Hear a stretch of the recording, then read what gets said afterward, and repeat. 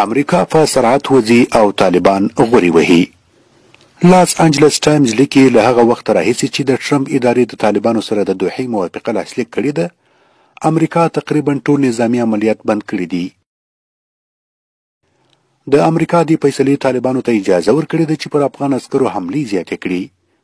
لاس انجلس ټایمز د ډسمبر پر 9 لیکي امریکایي ځواکونه یوازې په اضطراري حالت کې پر طالبانو باندې بمبار کوي، خو امریکایان او ملګري په سرعت خپلې نظامي اډې تړي او له افغانستانه وځي.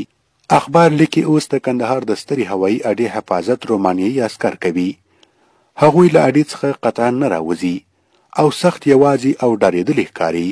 لاس انجلس ټایمز لیکي کله چې امریکایانو په کابل کې د کم سکورفین په نامه اډه تخلیه کړه او افغان عسکرو ته خپل موټران ورخوشي کړل، سمدستي همدا موټران غلا او ورک سول.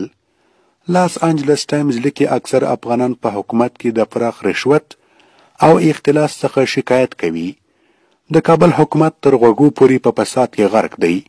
لاس انجلس ټایمز لیکي په داسې حال کې چې د افغان عسکرو سره د امریکا ملاتړ کمیږي، داسې نښې نښانې نشته چې د امریکا منتخب جمهور رئیس جو بایډن دی د امریکایي عسکرو د خروج مخه ونیسي. لاس انجلس ټایمز لیکي په وردګ ولایت کې زیاتو امنیتي پوستو سقوط کړی دی. په وردګ کې د پولیسو یو قومندان وایي کله ناکله طالبان پولیسو ته ټیکسټ پیغام کوي او هغوی ته مشوره ورکوي چې حمله ورباندې کیږي. هغه وایي اکثره پولیس د طالبانو د دې مشورو اطاعت کوي. د وردګ ولایت امنیتي چارواکي وایي طالبان د شپې عینکې لري، خو عسکر له کړانده د شپې څه نه ویني. لاس انجلس ټایمز لیکي د افغان عسکرو لپاره آینده تیاره ښکاري.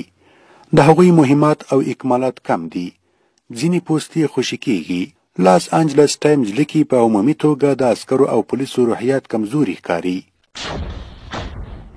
خو د طالبانو روحیات اوچت دي.